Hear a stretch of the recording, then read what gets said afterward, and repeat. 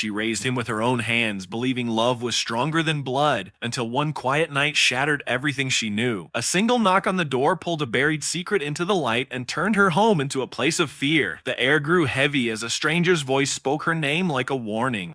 Every photograph on the wall suddenly felt like a lie she had been living inside. Her heart raced as the truth pressed closer with each passing second. The child she protected with her life stood between two mothers and one devastating reality. By the time the truth was spoken, nothing in that house would ever feel the same again.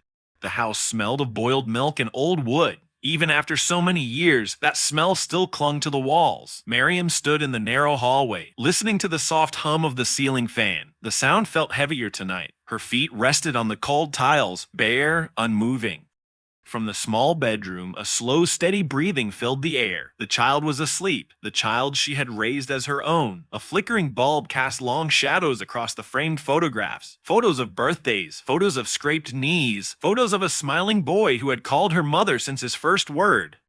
Mariam pressed her palm against the wall. The wall felt damp, or maybe her hand was sweating. Her heart beat louder than the fan. Each thump echoed inside her ears. She swallowed, tasting bitterness. The letter lay on the dining table behind her, folded neatly, too neatly.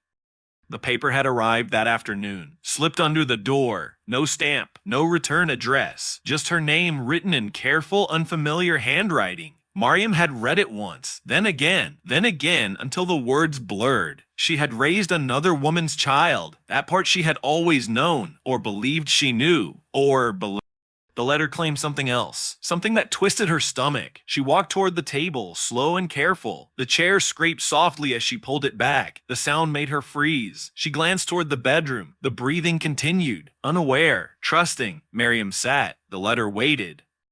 Her fingers trembled as she unfolded it again. The paper smelled faintly of antiseptic, hospital smell. The words stared back at her. They spoke of a night long ago, a night of rain and sirens, a night she remembered too well, her mind filled with the image of flashing red lights, wet asphalt. A newborn's cry cutting through the storm. She had been told the mother died. She had been told there was no family. She had been told the child was hers to keep. The letter said those words were lies. Mariam's chest tightened. Her vision narrowed. The room felt smaller. The air felt thin. She read the next line slowly. The child was never meant to stay. Her fingers dug into the paper. The edges crumpled. A faint ringing filled her ears. She remembered holding the baby for the first time. The weight of him. The warmth. The way his tiny hand curled around her finger. That memory had always felt pure. Now it felt stained. She stood abruptly. The chair toppled backward with a dull thud. She did not care. Her gaze locked on the bedroom door. The door was slightly open. A thin line of yellow light spilled onto the floor. She walked toward it. Each step felt wrong, as if the house itself resisted her. Her breath grew shallow. She reached the doorway. She watched the child sleep. His chest rose and fell. His face was calm, peaceful, too peaceful. Miriam noticed something she had never questioned before: the curve of his nose, the shape of his eyelids, the faint scar near his left ear. Details rearranged themselves in her mind. Her memories shifted. She felt dizzy. She gripped the doorframe to steady herself. The letter's words returned, sharper now. The truth had been hidden deliberately, hidden to protect someone else. Her mouth went dry. Protect whom? She stepped closer to the bed. The floor creaked beneath her weight. The child stirred slightly. Miriam froze again, seconds stretched. The child turned his head and sighed, then settled. She exhaled slowly. Her knees felt weak. She noticed the old locket on the nightstand. The locket she had kept since that stormy night. The locket that came with the baby. She picked it up. The metal felt colder than before. She opened it. Inside was the faded photograph. A woman with tired eyes. A woman who looked nothing like her. Miriam had always believed that was the end of the story.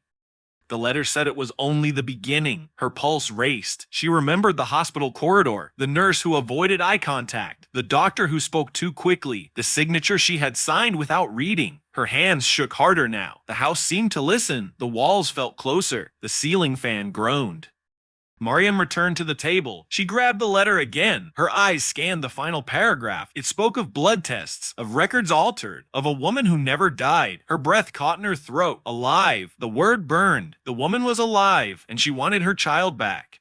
Miriam felt a sharp pain behind her eyes. Tears welled but did not fall. Her jaw clenched. She read the last line again. The truth would come tonight. A knock echoed through the house. Loud. Sudden. Miriam jumped. Her heart slammed against her ribs. The knock came again. Slower this time.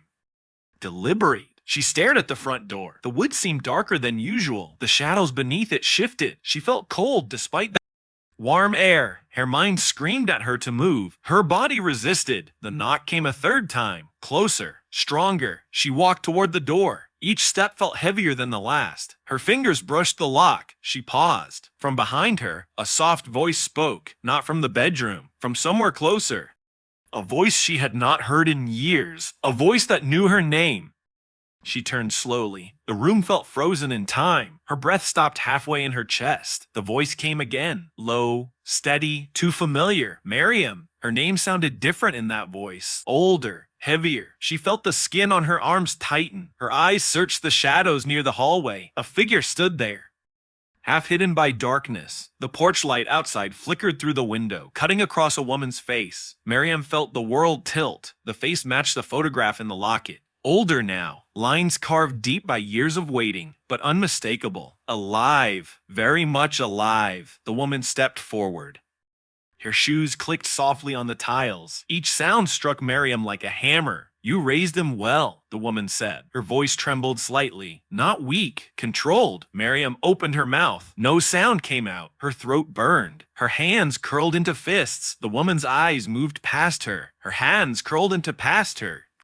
Toward the bedroom, toward the sleeping child. A sharp inhale escaped her lips. I watched from far away, the woman said. Every year. Miriam shook her head slowly. Her knees threatened to give way. You were told I was dead, the woman continued. They told me you would keep him safe. The air felt thick, heavy with words never spoken. Miriam found her voice at last. They said you had no one, she whispered. They said he was alone. The woman smiled sadly. They said many things. Silence stretched between them. The ceiling fan squealed softly. Miriam felt anger rise. Hot, violent. Why now? She asked.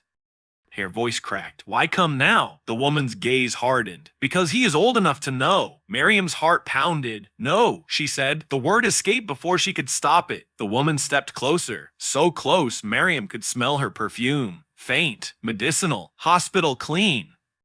He is my son, the woman said. Miriam flinched. The words cut deeper than any blade. I fed him, Miriam said. I held him when he cried. I stayed when he was sick. The woman's eyes filled with tears. So did I, she whispered. Just not where you could see. Miriam felt something inside her crack. Memories flooded back, moments she had brushed aside. The strange phone calls that ended in silence. The woman she once saw across the street, watching, always watching. Her legs gave way. She sat heavily on the chair. The woman remained standing, strong, unmoving. He deserves the truth, the woman said. Footsteps echoed softly behind them. Miriam turned her head slowly. The child stood in the hallway, barefoot, eyes half open, confused. He rubbed his face. Mom, he murmured. Both women froze. The word hung in the air, fragile, dangerous. The child looked from one woman to the other, his brows furrowed. Who is she? He asked. Miriam's chest tightened painfully. The woman stepped back. Tears spilled freely now. I am sorry, she said softly. I never meant to hurt you. Miriam stared at the boy, at the child she loved, his neck, at the child she might lose. Her hands shook. Her voice failed her again. The boy sensed the tension. He hugged his arms around himself. The room felt smaller than ever. The truth pressed in from every side. The woman took a deep breath. There are things you need to know, she said. Miriam closed her eyes. Her heart screamed. This moment could not be undone. The house listened. The walls remembered everything. The night outside grew quieter, as if the world itself leaned in to hear what came next. The boy looked at both women. His eyes searched for safety, for truth. Miriam stood up slowly. Her legs still trembled, but her voice grew steady. Sit down, she said softly. Not as a command, as a plea. The woman obeyed. Silence wrapped around them like a tight knot. Miriam knelt in front of the boy. She placed her hands on his shoulders. Warm, familiar. No matter what you hear, she said, my love for you does not change. The boy swallowed hard. The woman took a deep breath. The truth was hidden, she said, because powerful people were afraid. Miriam closed her eyes. She finally understood. This was never about motherhood. This was about control, about lies written into records, about lives quietly stolen. The boy stepped closer to Miriam. He held her hand tightly. The woman watched. Tears streamed down her face. She nodded slowly. "You choose," she whispered. The clock ticked loudly. Each second felt endless. The boy looked up and spoke words that changed everything. "I want to know the truth," he said, "and I want both of you in my life." Miriam felt her heart break and heal. At the same time, the night did not end with answers. It ended with a beginning, a truth no longer hidden, and a love strong enough to survive it.